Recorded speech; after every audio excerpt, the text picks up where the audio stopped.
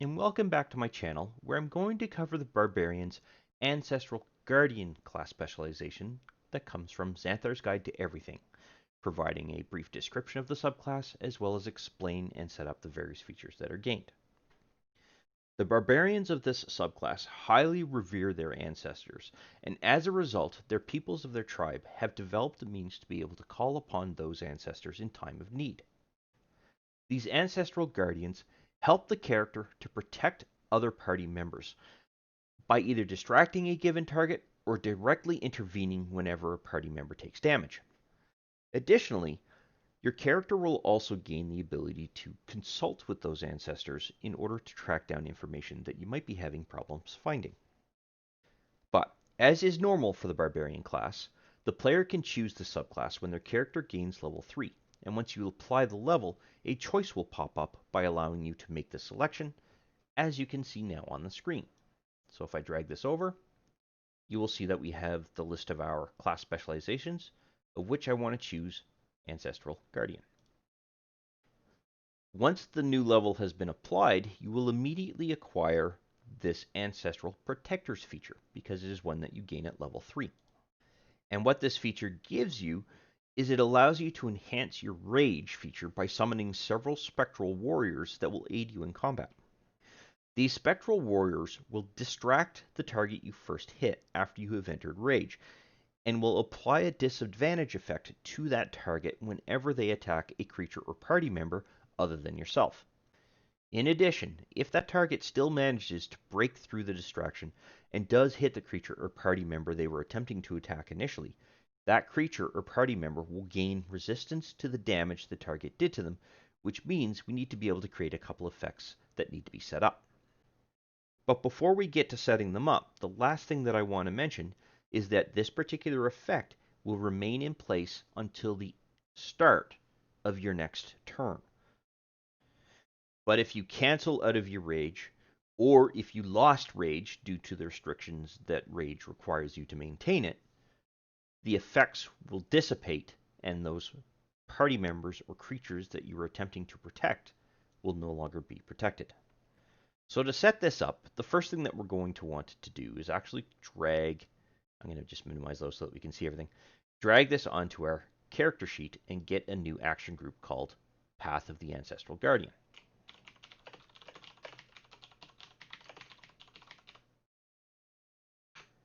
And as we can see here, this is now in place. And by default, this feature doesn't come with any effects already ready to go.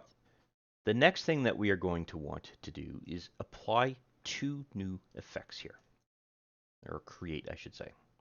One effect is going to be for the damage resistance. The other effect is going to be for the disadvantage on the attack. The first one I'm going to set up is the disadvantage on the attack. And I'm going to call this Ancestral Protection. Ancestral Protector, sorry. Yep, okay. Semicolon, DISATK. It's going to last for 1 round, and nothing else here has to change. The second effect is going to be the damage resistance. I'm still going to call this Ancestral Protectors. Semicolon, resist, colon, all, and all should be in lowercase. This will also last for 1 round, and we shouldn't need to worry too much about where this is going to come from, but we want to set this up so that it does go away on the next roll.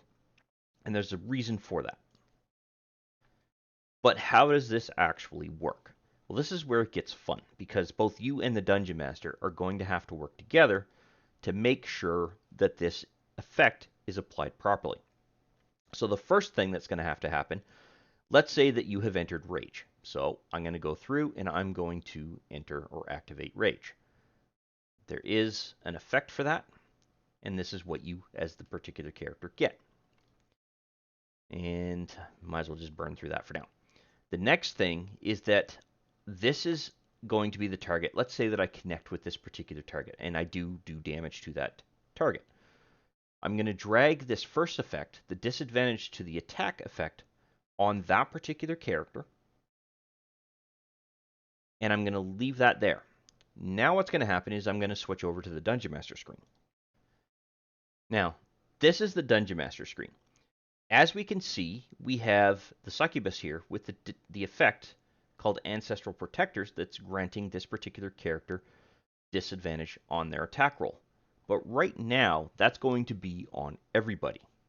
What has to happen is the Dungeon Master needs to use this target icon and drag it onto all of the other friendly creatures, if you will, that the Barbarian is essentially trying to protect.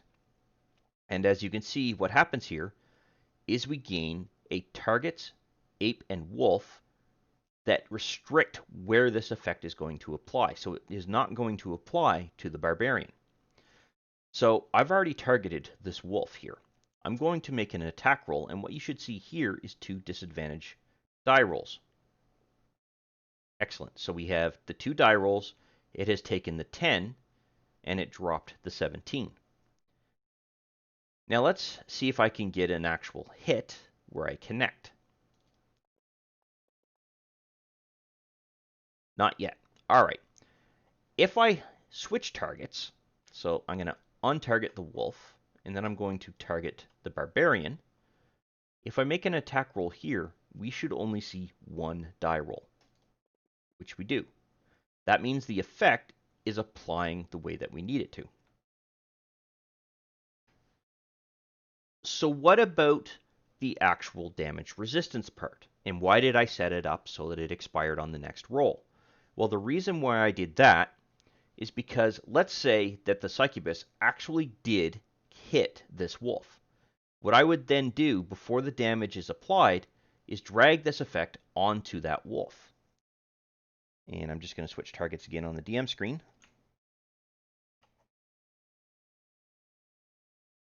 Now when I roll damage, we should see that there's a partially resisted indicator here, which we do. We also should see that the effect went away. And the reason why I have done that is because the resistance only applies to damage applied from the succubus. If the white goes next in the turnaround and attacks that same wolf, there will be no resistance to that damage. Now, some DMs might just simply create an effect that says the exact same thing here, with the exception of the fact that they don't allow for it to go away after the next roll, and then they got to go back and figure out how to undo the damage. So I highly recommend creating it this way. That way, all you have to do as a player is simply pay attention during the combat round, drop it onto the target that got hit, that was protected by your actual Ancestral Protectors feature prior to the damage being applied. Therefore, they get the resistance that they need. Your effect disappears so that at the end of the succubus's turn, when the white goes next and hits that wolf as their target, their damage goes through as it normally should. And that is how Ancestral Protectors works. The next feature that your character is going to gain is called Spirit Shield, and this will be acquired when your character hits level 6. What this feature gives you is the ability to use your reaction while your character's in the process of raging to reduce the damage a creature or party member has taken by up to 2d6 hit points of damage, which will increase to 3d6 hit points of damage at levels 10 and higher, and up to 4d6 points of damage for levels 14 and higher. The only requirement is that you can see this creature or party member, that they are within 30 feet of your current position, and you still have a reaction available for use. To set up this effect, all we have to do is add it to our Actions tab, similar to what we did before. I'm just simply going to copy and paste this, just for simplicity's sake. And once again, we don't have an effect that has been added when we added this particular feature. So we're going to go through and create a new effect. Actually, the type that I selected there is incorrect. So let's remove that sub-action and add a heal effect, because that's what we want. So now we have this correctly set. Now all we have to do is modify this heal effect. It's going to be a target that you're going to apply this to. It's going to be hit points. And what we need to do is add a new item. And for our first case, we want to add 2d6. So we want to drag, pick up, and hold down with the left mouse button this die 6 roll. Right-click to add one more die, and put your cursor right over this dice box that you see here and drop it into place. And now we can see that 2d6 has been applied. Now I'm going to show you how this particular use will work, but I also want to point out there's actually a problem with this particular setup. So let's say that our wolf got hit by the succubus. During our reaction, we can apply this particular roll of hit points to heal that particular wolf. But you'll notice the wolf only took 7 points of damage. Sorry, 2 points of damage. We healed 7 points of damage. Now, in the case of this particular wolf, wasn't that big of a deal, but let's say that this particular wolf already had 14 hit points of damage. They are now up 5 hit points of damage they should not have. It should not, your effect that you're creating should not modify the existing amount of hit points that they have suffered for damage if you're reducing the overall damage to 0. So this is not working the way that we want it to, although it is a viable option for a quick and dirty. What we actually want to do is create what I did initially. We want to create an effect. And I did this intentionally. I'm going to remove this heal effect and modify this. I'm going to call this Spirit Shield, semicolon, and I'm going to call, or set this up as DMG colon, a negative symbol, 2d6. It does not have a round restriction, does it? No, but it's going to expire on the next roll. So now what has to happen is as follows. Let's say that the DM has declared this succubus has hit the wolf.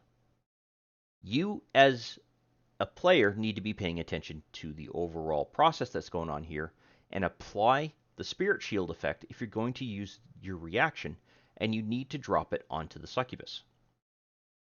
And you'll see why in a second. What I'm now going to do is I'm going to switch over to the Dungeon Master screen and roll the damage. One moment. All right, so now I'm going to roll the damage that is applied by this particular bite, for example. You'll see that a couple of things happened. One, we had our 1d6 plus 3 damage die roll get rolled. We also had the effect dice roll, which is what these two purple dice here are, and we had rolled a -2 and a -1. So even though the total damage was 6, because the damage die rolled a 3 plus 3, this is a total of 3, meaning that we had 6 minus 3 equals 3. This is the way that we want this to work. All right, so I've put the effect in place once again. I'm going to try to get it so that we have a higher amount taken off than the total damage we are doing. I want to see what happens there. Still not quite there because of this +3 bonus, but we're getting closer. I want to see if I can simply zero this out. So let me open up this particular character here. Drop down to here and drag the effect back onto the succubus. Do it again. Hopefully the wolf doesn't die before we actually get a successful roll. Excellent. So now we can see, actually it zeroed it out exactly. So we had a 6 total damage roll, plus the 3 gave us 9 hit points total damage. We also had a 9 for our negative damage value. We zeroed it out completely. Excellent. One more try to see if I can get a higher amount being reduced than what is actually being applied for damage. Not quite there yet. And I will come back once I have that successful. Figures. The minute I stop recording, I get it to work. So the total amount of hit points here is the 2 plus the 3 when it comes to the total damage. So that is a total of 5. But we took off 8 points of damage. We only did 0 damage, so we reduced the damage completely 100% gone. That is exactly what we want it to do. So the amount of damage that our wolf had will be 13 hit points of damage because no new damage has been applied. That's exactly what we want. This means the effect is working exactly the way that we want it to. The only restriction is going to be your intervention at exactly the right time in combat. Excellent. This means we have Spirit Shield set up to work the way that we want it to. The next feature your character will gain is called Consult the Spirits, and this feature will be gained at level 10. This feature grants you the ability to cast the Augury or Clairvoyance spells without needing to use any spell slot, nor will your character need to use any material components, including a spellcasting focus. When you cast the Augury spell, a Spirit Guardian will relay to you the events it saw in the overall telling, giving you an idea as to what happened over the next 30 minutes. This, of course, is based entirely on what you told the Guardian as to what your plan of action is going to be. It will then study the next 30 minutes of time and relay the effects of that outcome to you. However, the telling itself can still be wrong if you've chosen to do something else, or something else has happened that has changed the course of your planned action, as the results will no longer be accurate. But it is still a very good way to actually go about trying to identify what a choice you have just made could have as a consequence at the end of it. In relation to the Clairvoyance spell, you are essentially creating an invisible Spirit Guardian who will act as the senses with which you can see and hear through at a designated location that you are trying to get information about. This could be you trying to listen in on a conversation happening by your adversary, provided they have not cast protections to block that kind of viewing, or simply trying to understand the layout of the next room in advance of entering said room. For all intents and purposes, the spirit is invisible to anyone who happens to be in that room or location. However, some creatures who can see invisibility or have true sight will still see your spirit guardian. And it is also potentially possible that someone's perception roll will also be high enough to detect that guardian if they felt something that caused them to kind of start looking around. And for this purposes, you'll be rolling a wisdom-based saving throw to see if they actually see your spirit guardian. As a result, this means we need to add this particular feature to our Actions tab. So I'm going to quickly do that. And what we want to do is create a new effect, and it's going to be a cast. And we want to modify that effect so that it is based on a saving throw here. It is going to be a wisdom-based saving throw. It is going to be based off of your wisdom ability, so we want to modify that and set it up so that this is the end result. Now, this particular character's wisdom isn't that great, hence why this particular roll is so low. But that is all you need to do to set it up, and to actually make use of it, all you would do is, say you're spying on this particular succubus, you would simply drag this saving die roll, drop it onto the succubus, and get a response as to whether they succeeded or failed that particular saving throw. Now, in this particular case, this succubus is most likely aware of the fact that you are spying on them. So, it does have its consequences. The last thing that we need to set up is the fact that you need to rest again in order to be able to use this after you have used it. So we want to go into our preparation tab here, switch this to a 1, and it's going to be on a rest, because you can do this on either a short or a long rest. So we've already used this, which means it goes away until we've completed a rest. When we complete that rest, we will regain the ability to use it again. And that takes care of setting up Consult the Spirits. Before we're done with level 10, however, we also want to make sure that we adjust the negative damage that our Spirit Shield is going to do to be negative 3d6 as opposed to negative 2d6, as per the description here. The last feature that your character is going to gain is going to be gained at level 14, and it is called Vengeful Ancestors.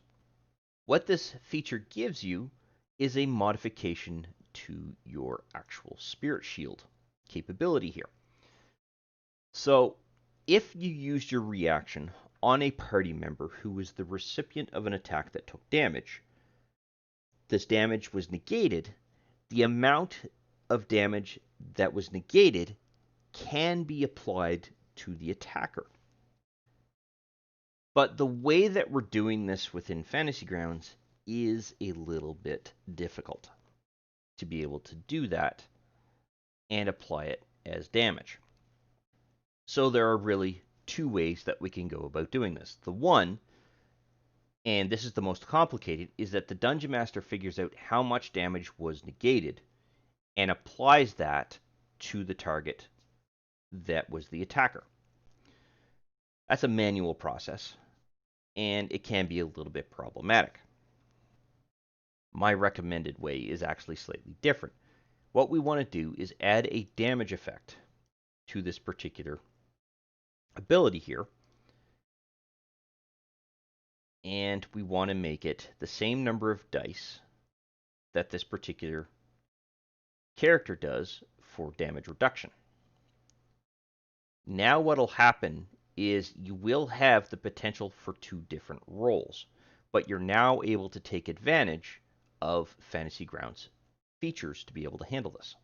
And essentially, what I mean by that is, let's say that this succubus attacked the wolf, and the damage was reduced by 10 hit points. Well, the DM could manually apply 10 hit points there, and that's probably a very viable way to do that. It's easy for the DM to do that. But if the DM doesn't want to handle that, and they're willing to accept a difference between these two values, what you could do is drop this damage effect onto the succubus, and in this case we had 11 hit points of damage. So there is a way for you to be able to make use of the Fantasy Grounds features to be able to figure out some damage and apply it to that particular creature as part of that particular process. It's entirely up to the Dungeon Master as to which method they will prefer. But you should remind them that when you hit level 14, your Spirit Shield now does damage back to the attacker based on the amount of damage that was resisted or removed from the damage your party member took. So essentially, that is a conversation that you and the Dungeon Master have to have when you acquire this feature. And finally, before we are actually complete with level 14, we want to make sure that we adjust the actual damage that's being done here, which should have been at this point 3d6, but was still a -2. We want to make sure it's 4d6 points of damage for the negative value, and we want to modify this one as well to add in 2 additional d6 to bring us up to 46 points of potential damage that we could end up doing to the target in question. However, this does bring us to the end of this particular video. There are no new additional features that are going to be acquired by this character through their class specialization as they continue on through to level 20, because the remaining features gained are all directly associated with the Barbarian class. I hope you found this particular video useful and informative, and I look forward to seeing you in the next one. Thank you. I wish to thank you for taking the time to watch this particular video. I hope you found it informative and useful to familiarizing yourself with Fantasy Grounds in general, and that you had fun in the process. If you found the video useful and you liked the content of the particular video, go ahead and click that like button to let me know. And if you have any questions specific to the topic covered by this particular video, or just have some comments in general, please feel free to post something in the comments section, and I will do my best to respond to any questions that are asked. Additionally, I do release content quite regularly, and it's generally specific to Fantasy Grounds or 5th edition Dungeons & Dragons at this time. So if you'd like to be notified when new videos come out, go ahead and subscribe and click the notification bell to ensure that notification is sent to you when I release a new video.